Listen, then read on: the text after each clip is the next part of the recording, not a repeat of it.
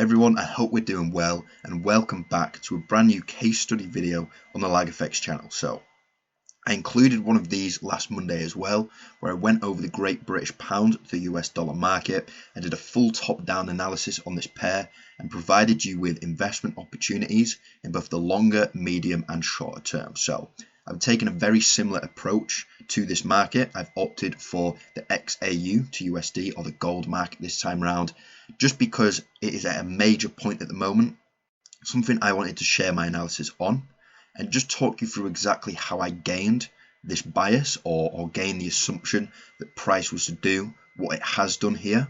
So to start off with, again, I will start at the higher time frames. We will gain that overall bias and tell ourselves a story of what we want price to do long term. And then as we move down lower, that bias and story can influence our analysis as we move down. So as I stated, we've started here on the weekly time frame. Anybody that has been watching this market for the past year will know that we have been delivered bearish structure over and over again. So there's a few things within this I want to highlight. First of all, it's going to be this liquidity point. I believe this is going to hold relevance moving forward. Price is definitely going to want to clear this at some point, whether this be in the scheme of the bearish structure still, or whether this be eventually when we decide to have a next bull run. Either way, this is definitely a point to be watching out for, definitely something to have highlighted on the charts. So this is pretty obvious bearish structure. The only thing that I believe stands out to me is definitely this wave up. It's where we've managed to look at trades from recently, but I just want to explain why this will have happened. So from the peak, from the extreme high, we saw price break down. It was gradually setting in those lower lows and lower highs. And then you see that after setting in some structural points within this region where we thought those lower highs were going to hold, we obviously disregarded those higher time frames because price straight after went on a bull run, cleared all these liquidity points. But exactly why has it done that? So the first thing that draws my attention is this wick here. Now, what this tells us is that we've had a high volume push up, a reversal, and a high volume push straight back down. And typically, whenever we're seeing higher volume in the market, it is telling us that the smart money operators have been present. And what that always typically means is that unmitigated positions are in this area, and price is going to want to come back up to that area, mitigate them before moving lower. So it's exactly what's happened. Price traded up, mitigated the positions within this wick, which on a lower time frame would have been an entire structure in itself. However, for now, we just know that it's very likely that unmitigated positions were in there. So as I said, price traded up, mitigated those positions, but in doing so and having to disregard our lower time frame structure, we have again induced more smart money operator presence and therefore leaving more unmitigated positions within this region. So moving forward, this is an area we've had highlighted for some time now. And as I drop lower now, you'll see exactly why I had added confluence that this zone was one to look for. So as we now zoom in onto the daily time frame, I've actually zoomed in exactly on this point of interest and this range that we have been trading within since creating that leg higher, since creating this area in the market here. So after price traded down, we were sort of bound by this range where we were trading in and out, up and down. But in doing so, we created a large liquidity point where we had multiple equal highs. And even when price came up to it here, it showed signs of that reversal. So further creating liquidity, further manipulating people. However, to me, seeing this, unlike a technical trader who would have wanted to sell from that line, I knew that this was a liquidity point and that we wanted to break this. And having that just below our point of interest gives us even more added confluence that price is going to want to take that turn higher to come and mitigate the position. On top of that, we have some market imbalances, some market inefficiencies at this area. So again, even more reasoning for price to disregard this resistance line, as people would have known it as, and really push through to mitigate this position. So that's exactly what we've seen. Now that price is tapped into that, we have to now assume that the reversal is coming soon, hopefully. So if our analysis is correct, we will see that reversal. And we just need to make sure now that because price is tapped in, we use those lower time frames to see exactly how price delivers structurally. We need to see those signs of reversal, whether that be through a Y coffee and schematic or just using simple structure. But once we do find that reversal, we're then going to ask ourselves, where do the parameters of our trade go? So if we're looking at this longer term, we'd be able to set that stop loss just above this structural high. But of course, because we are intraday traders, we will find the entry points within this region on the lower time frame, and we'll opt to put that stop loss within the lower time frame structure just to give us higher risk to reward returns. And just because anybody who is a competent trader will know that you can refine your stop loss given that you do so correctly. Now I've zoomed out again here just to show you where that take profit would be. So I would ideally like to hold this trade for quite a long time moving forward, because this is a major structural point.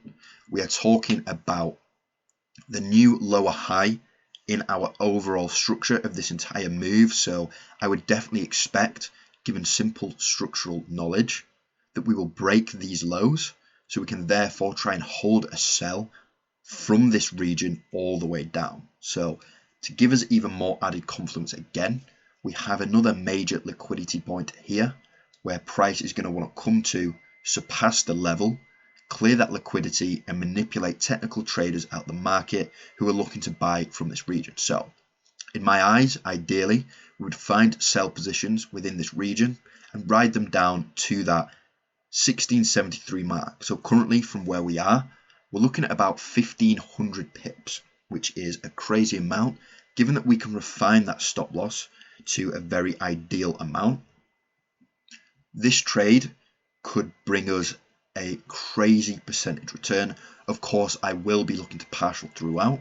However, that does not disregard the fact that if we do manage to hold this trade longer term and it plays out, we will be looking for that 1500 pip take profit. So now I'm going to dive into this area here, exactly where price has just tapped into that point of interest, and show you what it's done since doing so. Okay, so again, we've used that higher time frame to establish our bias. We now know that we are hopefully setting in that main structural point, that lower high in the scheme of that weekly structure we were viewing. So therefore, a reversal here is going to fulfill a larger push down. So we identified exactly where we'd like this push down to end. So around that 1670 mark. So now that we're on these lower time frames, we want to find an ideal entry point. So first we need confirmation of reversal. Once we have that, finding that entry point, finding the best place to put that stop loss, and then trying to ride this trade down longer term. So diving straight into it, this is our extreme high in the market. So we've traded up to, tapped into this supply zone, tapped into our major point of interest. And since then, we have failed to create a higher high since. So this tells me that's our extreme high in the market, that's our protected high and our new major structural point. So the second it tapped in, we could have made the assumption, like I did, that this is going to be our extreme high now that price has fulfilled and mitigated that position. There's no reason for price now to push further into that, unless it wanted a deeper mitigation, but we can always assume that the second it's tapped it, that mitigation has happened. So preemptively, I marked out this supply zone here, waited to see what price did when it traded up to it. As you can see by the green box, as price did get close towards that supply zone, we had a distribution, which, as we should know, is a great reversal sign, because a distribution marks a stopping power of an uptrend and the creation of a downtrend. So it's exactly what's happened. Price tapped into this lower supply zone, this smaller supply zone that we marked out. It's distributed and has since reversed and created that downtrend. So how can we be involved in this market? Because we've missed now this distribution, anybody who saw this for themselves and managed to get in on sell positions, that is probably the most ideal position you could have got into them. However, for me, I wanted to see this low broken first.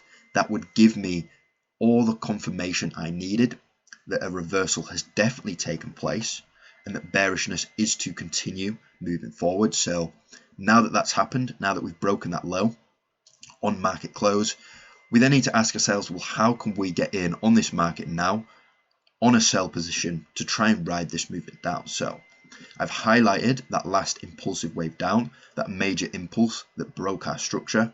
And from here, I've labeled this supply zone As price begins to trade lower, if it doesn't want to trade back up to this supply zone, I would assume that this area in here itself will become a supply zone as well. So depending on how price plays out from here, if we see that reversal now and we start taking that move higher to put a correctional wave in place, this is the zone I'll be looking at. However, if on open, price continues to move lower, I would then be hoping to catch sales from this position. Of course, either one, whichever price taps into, we'd want that stop loss arguably just above the supply zone that it does tap into. And then again, have that take profit all the way down to that 1670 region. Again, as I stated, make sure to take partials at major structural points as we go down, because if we were to hold that position as it is, we're looking at weeks, months, maybe even a year in the future until price plays out the movement we're hoping for. So we're going to make use of partial closes just to secure profits as price does hopefully move lower. So I think this pretty much concludes everything that I can tell you about the market. I have started from those higher time frames, explained exactly why I believe the market has done what it's done. We've identified those major structural points, found those points of interest within those structural points. Now that price has tapped into it, we're now looking for entry confirmation. So again, we had this distribution. Maybe we can argue in itself, this entire area here is a distribution with this being our up thrust, and since this the last point of supply. And now that we're trading down, quite simply, we just want to find a sell position that is valid from this area. So just keep your eye on this market, watch how price delivers, watch how structure delivers, and find a way to be a seller in this market. I'm not saying you have to follow my structural points, my points of interest. All I'm telling you is that longer term, I believe this market is going to take a large move lower.